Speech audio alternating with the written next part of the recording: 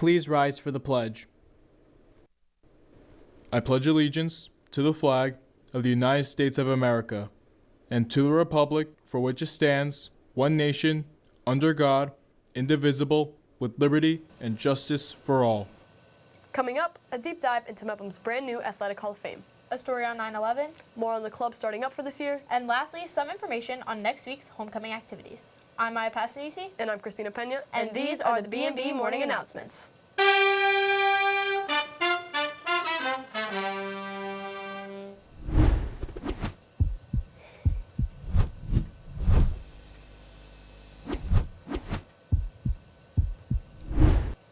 Good morning, Mepham. Tina, aren't you excited?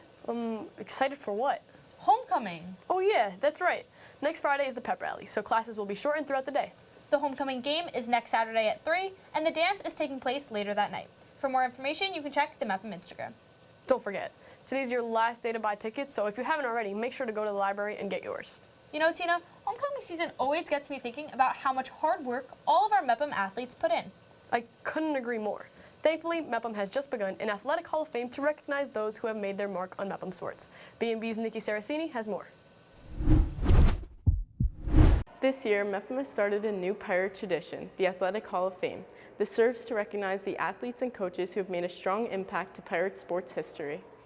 So my sister and I have been playing softball basically since we could hold a ball in our hands. We both trained privately to pitch. I made the varsity softball team as a 9th grader and pitched for 4 years. And then when I graduated, my sister came up as a 7th grader and she pitched on varsity for 6 years. So it was a decade straight of our last name, winning and losing pitcher in Newsday and all the record books. Mepham athletes like Ms. Castellano and many others were nominated for their contributions to their respective teams, and this class of inductees was just recently announced. These inductees will be honored with a display wall which will display photos, videos, and team highlights, helping to celebrate Mepham sports history. Keep an eye out for the display wall that will be installed on September 20th in the hallway by the South Gym. Congratulations to all athletes and coaches who were nominated and inducted. That's all for me. I'm Nikki Saraceni. Now back to you in the studio. Thanks, Nikki. Once again, congratulations to all of the athletes inducted. Besides the athletes, another event we recognize during this time of year is 9/11. We here at BMB would like to take a moment to reflect on the tragic events of that day. Although we learn about 9/11 every year in school, it means different things to different people. So I was a baby when 9/11 happened, so I don't really remember, but I think being from New York, you just always feel emotionally connected to it. So when you see, videos and memories and survivors and you hear about it, you just feel really emotional. I think 9/11 was very bad, first off.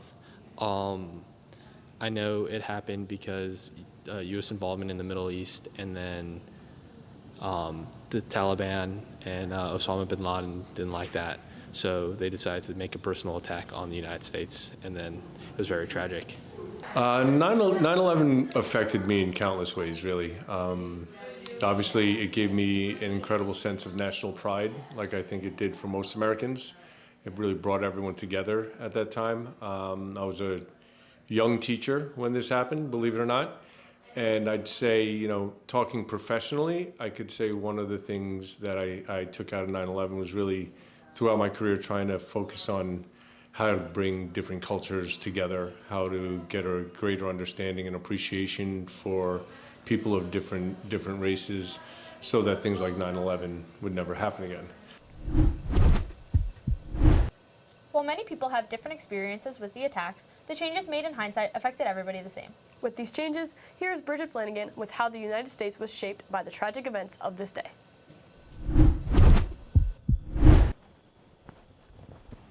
Thanks, Tina. You're completely right about the changes that followed 9/11.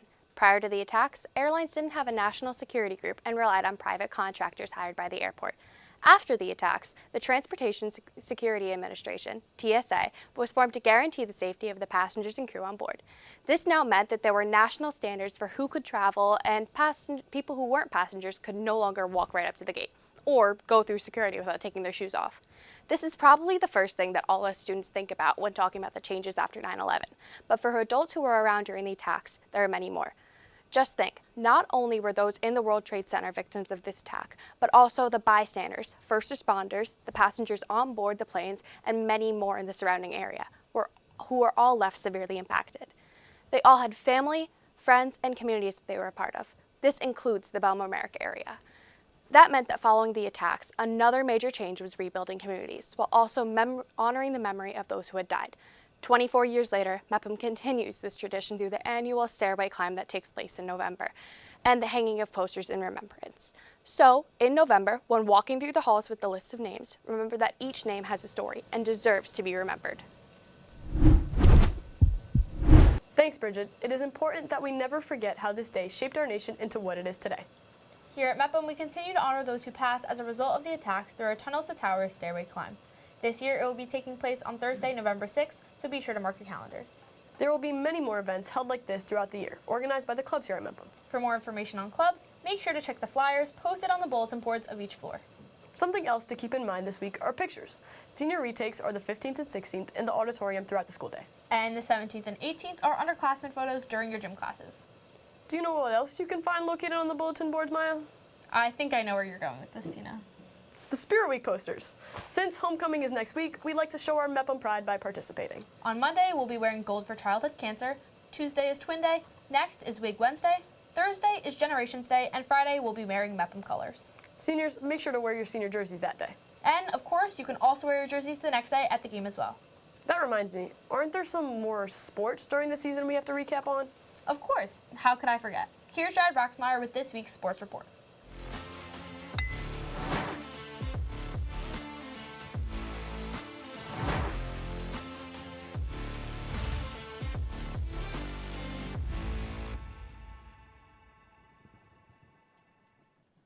Thanks, guys. Starting off on the court, the boys volleyball team headed to Lawrence and fell 3-0. They will face New Hyde Park later today.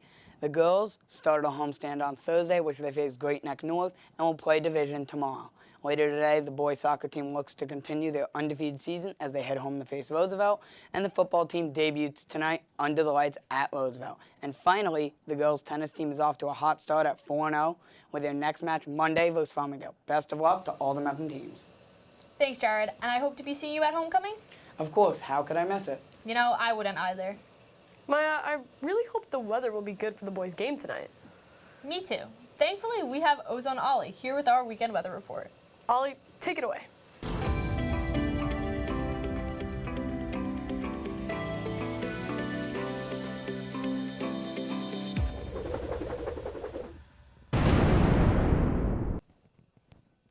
Thank you very much, Tina. Ozone Ollie is back and better than ever. After being the host of last week's morning announcement, I am back to full form. Kicking off this week's weather report, Friday is looking like a nice day with a high of 71 and a low of 58. Don't expect any rain as there will be minimal clouds with only 50% chance of precipitation, and winds only blowing at 9 miles per hour. Saturday is looking more or less the same with a high of 70 and once again a low of 58. There'll be more clouds than Friday, but once again, only a low chance of rain, being at 5% and winds blowing at 10 miles per hour. Taking a look at Sunday is a near carbon copy of Saturday with a high of 72 and the low of 61, as well as partly cloudy skies and no rain to be expected, but winds blowing at 8 miles per hour. This weekend is looking dry, but I recommend starting to wear sweatshirts and long pants as temperatures continue to drop, which means fall is most definitely coming. That's all for me. I've been Ozone Ollie, and I'm sending it back to you guys in the studio. Thanks, Ollie, but since summer's ending, I'm just so upset. I hate the cold. Me personally, I have to disagree. Tina, you know, as temperatures start to drop, that means it's almost Halloween and then eventually hot cocoa season. See, but I would just rather the summer so much. I hate the cold. You have snow, you have hail, and honestly, I'd rather it just be summer 24/7. Tina. I think that's it for this week's episode. Well, these have been the BMB Morning Announcements for Friday, September 12th. Have a great day, Pirates. Go. Wait, we're cooking.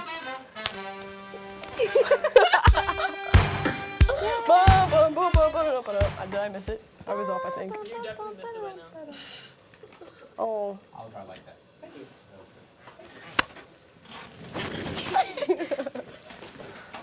you.